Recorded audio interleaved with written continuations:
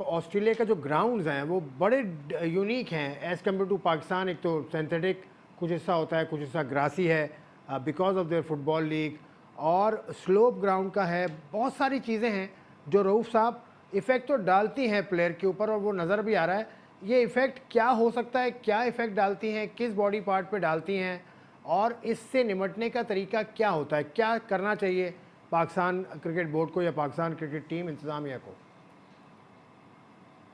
देखिए बेसिकली ये चीज़ें हैं कि ये जो है हैवी ग्राउंड्स होते हैं नॉर्मली ये साउथ अफ्रीका में, ऑस्ट्रेलिया में और न्यूजीलैंड में होते हैं, क्योंकि पूरा साल यहाँ पर एक्टिविटीज़ चलती रहती हैं और ये मल्टीपर्पज़ यूज़ होते हैं, जिस तरह मोहसिन शेख बता रहे थे। और इस हाँ। पे ड्रॉप इन पिचेस भी बेसिकली इसीलिए यहाँ पर लाई गई हैं ताकि जब क्रिकेट का सीज़न हो तो उन पर मैचेस वगैरह हो सके, और जब क्रिकेट का सीज़न खत्म हो तो उन पिचेस को सेव कर दिया जाए, और जो बाकी एक्टिविटीज़ हैं जिस तरह फुटबॉल है या रग्बी है, कोई भी ठीक है। दूसरी एक्टिविटी, वो पूरा साल वहाँ पर चलती रहे।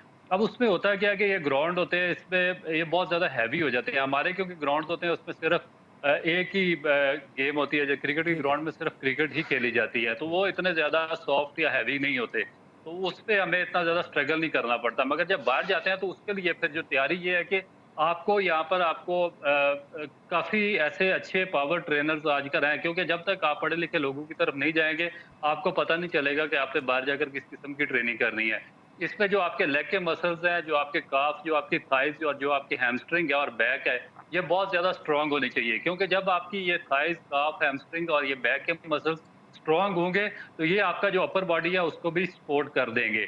हमारा होता क्या है कि हमारे जितने भी बॉलर्स या ट्रेनर या ये लोग जाते हैं वहाँ पर, तो वो इनके एक मसल्स बहुत वीक होते हैं, ये काफ मसल, हैमस्ट्रिंग और ये जो दूसरे ये लोअर बॉडी पार्ट होता है। तो इसकी वजह से जब ये नीचे वाले मसल पे कोई थोड़ी-सी टिंगलिंग वगैरह होती है, तो फिर हम नीचे वाले मसल्स को सेव करने के लिए हम अपने जो ऊपर वाले बॉडी पार्ट्स हैं, उन पर एक्स्ट्रा प्रेशर डालना शुरू कर देते हैं, जो कि इस चीज़ के यूज़्ड टू नहीं होते। जब उन पर प्रेशर पड़ता है, तो फिर हमें इंजरीज़ होना शुरू हो जाती है, जिस तरह के हमारे अक्सर फास्ट बॉलर्स वहाँ पर जाकर अनफिट हो जाते हैं। तो मेरा ख्याल है कि अगर हम प्रॉपर प्रिपरेशन के साथ चलें, हम साइंस को साथ लेकर चलें, नॉलेज को साथ लेकर चलें और एजुकेशन को साथ लेकर चलेंगे, तो फिर ही हम इन चीज़ों को ओवरकम कर नहीं, सकते हैं। अदरवाइज़ हम अगर पुराने मेथड के साथ, ओल्ड फैशन मेथड के साथ चलते रहे, तो फिर ये इंजरीज़ नहीं, होती ओल्ड ओल्ड रहेंगी। फैशन मेथड है पाकिस्तान क्रिकेट बोर्ड का, क्योंकि मोहम्मद हफीज़ बड़े अच्छे खिलाड़ी रहे अपने टाइम में, लेकिन उनको क्या ये चीज़ों का आइडिया है, या उनके पास कोचिंग कोई मेथोडोलॉजी है, कोई मेथड कोचिंग का उन्होंने सीखा हुआ है?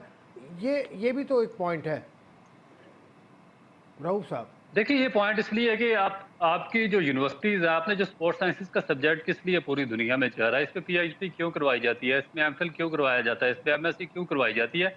क्योंकि आप जो लेटेस्ट टेक्नोलॉजीज़ आती हैं स्पोर्ट्स में, जो लेटेस्ट साइंस है, आप अपनी गलतियों को मिनिमाइज़ कर सकें, आप अपनी इंजरियों को मिनिमाइज़ कर सकें, आप जो अपना एफर्ट है उसको मिनिमाइज़ कर सकें और मैक्सिमम रिज़ल्ट आप उससे ले सकें। मगर हमारे वही ओल्ड फैशन देखें कि एक कोच आता है, वो सबको कहता है साइड डाउन हो जाओ। वो जो फ्रंट ऑन होते हैं, जो मिक्स होते हैं, वो भी साइड ऑन हो जाते हैं।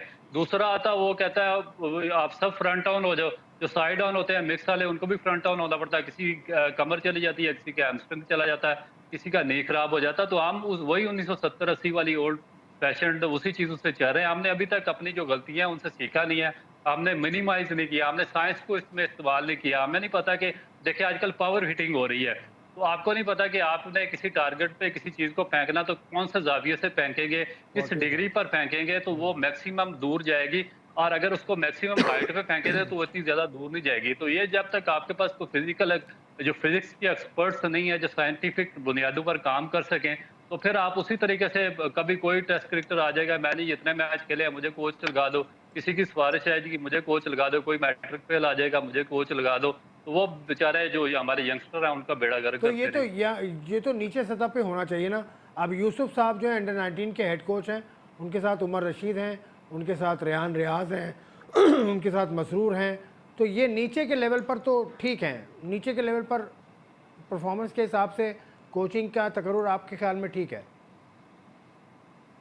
आसिफ भाई, नीचे ही तो बेड़ा गर्क हो रहा है। देखें ना, जब तक आप नीचे पे बेस अपने प्लेयर्स की स्ट्रांग नहीं करेंगे, क्योंकि जब आपने किसी जिस तरह पूरम शहजादा 5-6 साल पहले इनके सिस्टम में आया, तो 5-6 साल पहले इनको चाहिए था कि अगर ये नीचे से आया ना, तो नीचे अगर इस पर काम हुआ होता तो ऊपर इसको इस तरह एक टेस्ट के बाद इसको अपनी कैरियर के इस थ्रेटनिंग मोड पर ना खड़ा होना पड़ता। तो जब एक नीचे से काम खराब है, मैं देखिए ना, आप सब लोग, मैं तो अपने पॉइंट पर बिल्कुल बेस करूंगा कि मैं एजुकेशन के बगैर किसी को नहीं मानता, चाहे आपने 500 टेस्ट मैचेस भी खेले हों। तो आपने देखे कि जब तक आप इस 21वीं 22वीं सदी में आप इसको साइंस को नहीं इन्वॉल्व करेंगे, टेक्नोलॉजी को नहीं नहीं इन्वॉल्व करेंगे, एजुकेशन को नहीं इन्वॉल्व करेंगे, साथ आप रिजल्ट प्रोड्यूस कर ही नहीं सकते। आप चलाते रहे फिर उसी तरीके से पकड़ पकड़ के, जी उसने 100 मैच खेले, उसने 150 मैच खेले हैं, तालीम उनकी है नहीं, उनको पता नहीं किस तरीके से किसको ठीक करना है और किस तरीके से किसको मैनेज करना है। तो इसका मतलब है कल फिर अब नई टेक्नोलॉजी साइंस की आएगी तो हम उसको घर में नहीं लेकर आएंगे, हम कहेंगे तो हमने तो वही ब्लैक एंड व्हाइट पुराना टीवी देखना है, क्योंकि हम तो उसी के यूज में वाह हैं। वाह। तो हमारा ये फिर सिस्टम सारा उसी पे चल रहा है।